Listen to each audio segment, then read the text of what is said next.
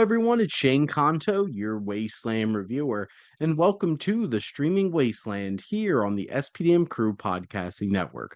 And this is my weekly show where each Friday I pick a streaming service and give you three previously released films off of it. And hopefully by the end of this episode, you have plenty of movies to check out for your weekend. And we're getting a little bit niche this week with the streaming service Mubi, which admittedly, this isn't the best streaming service to look for like older films. There's a lot of new films, a lot of independent and foreign films, and it's such a great pipeline for that. And I'll probably be focusing on a more modern films next time I cover this streaming service, more like 2017, 2018, as long as it's before 2020, because that's 5 years ago already. Oh my.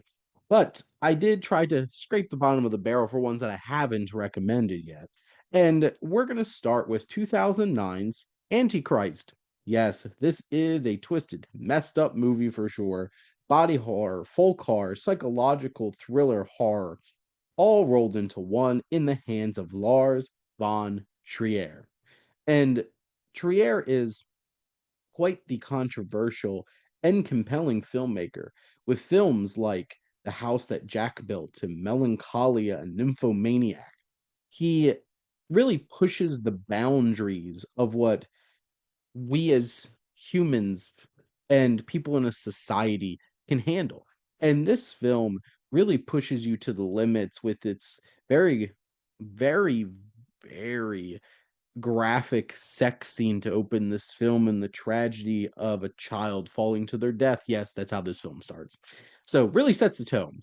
And you have this he and she, Willem Dafoe, Charlotte Gainsbourg, who go out into the middle of nowhere to try to process their marriage. And it goes to some dark, twisted, very body horror type elements and some strange supernatural weird stuff, talking foxes that look completely demonic and all kinds of weird stuff. And the things that Gainsbourg's he does to herself is yeah, hard to watch.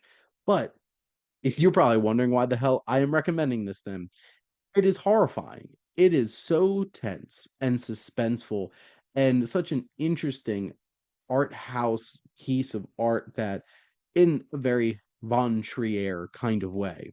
And few filmmakers like Lars von Trier would push audience to this place. And sure, this isn't going to be for everybody. But if you are a horror fan and you love abstract, more avant-garde cinema, Lars von Trier is one who will push the boundaries of your expectations as a film viewer. And Willem Dafoe and Charlotte Gainsbourg deliver two impressive performances here. And you see this marriage twisted and just battered throughout this film in a very affecting and haunting way with incredible haunting imagery. This is quite the cinematic experience, and that is an understatement. Next up, we have a little quirky romantic comedy coming to you from Taika Waititi. And this film is Eagle versus Shark from 2007. And this film stars Lauren Taylor and Jermaine Clement as this couple who are a little offbeat, a little awkward. And we explored their dynamic, which isn't the healthiest. It's a little bit toxic. And these two socially awkward misfits come together in such a strange way. And they trying to find love through revenge on high school bullies, burgers, and video games. And it's such a weird film. It certainly really leans into the quirk that Taika Waititi likes to live in terms of his filmmaking. And the performances by Taylor and Clement are so dry and so awkward. The two of them are fantastic in this film, and this isn't exactly the most refined or most impactful of rom-coms, but it is something that has such a unique sense of humor and just awkwardness, and these two strong performances that are fully committed, and Watiti just laying it all out there over the course of the brief runtime that's just under 90 minutes, you have a lot of weird, awkward laughs. You have 2 strong performances and plenty of some weird elements to throw around.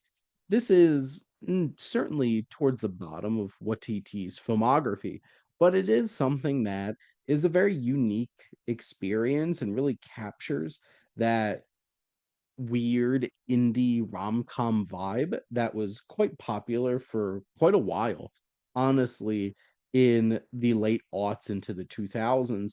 And, this is that very Kiwi-coded Taika Waititi, Jermaine Clement sense of humor, and it is certainly worth a watch and a fun little flick.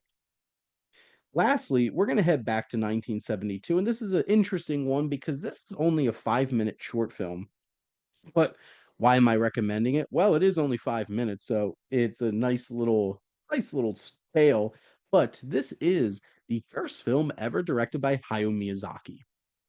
And Miyazaki, of course, is one of the most prolific filmmakers of all time. And I'm not saying that this is this miraculous achievement, but it's interesting to watch and see where his great vision started. And it has really good animation and this beautiful hand-drawn animation. It is still pretty early on and not as detailed and effective as the animation you're gonna see from his great films like Spirited Away or Princess Mononoke. But it tells a little tale, and what's so interesting is this film is literally just a trailer basically for a anime series that never actually got made, unfortunately for Miyazaki, but this tells the story of Yuki, this orphan who becomes adopted by a family. And over the course of 5 minutes, it speed runs this new family she gets, this new dynamic. And it honestly tells a nice little tale in a very condensed way. And for the art reasons, from the craft reasons, I think this is a worthwhile film. And to be honest, that time commitment is pretty lean, to be honest. And if you combine all these films for this weekend, you could do that easily in one evening. But this is just a fun little flick to go check out. And it really is interesting seeing such a prolific filmmaker in the early stages of their creative process. This might be short, but that is a wrap here on the latest episode of the Streaming Wasteland. But let's do a little summation here. First off, we're going to go back to 2009 for Antichrist, and then a couple years earlier for 2007 with Eagle versus Shark. Finally, going back to 1972 for that early Miyazaki effort, Yuki's Son. But that is a wrap. And thank you for listening. Make sure to like, comment, and share on this episode. What's your favorite like avant-garde art house horror flick?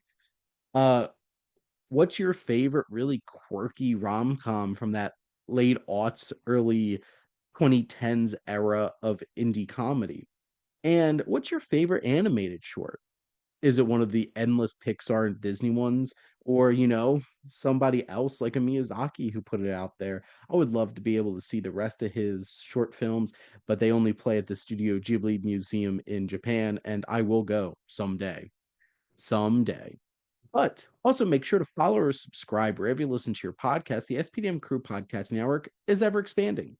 And there's so many different types of shows for all different types of interests that you certainly can find something. But if you really love movies, we got plenty of that. And you could also reach out to us on our website if you want to become a guest on one of our shows, or if you want to make your own podcast and become part of the crew. And if you like our logo, check out High Flyer Creative for all your digital marketing needs. But most importantly, thank you as always for tuning in and supporting the streaming wasteland here on the SPDM Crew Podcasting Network.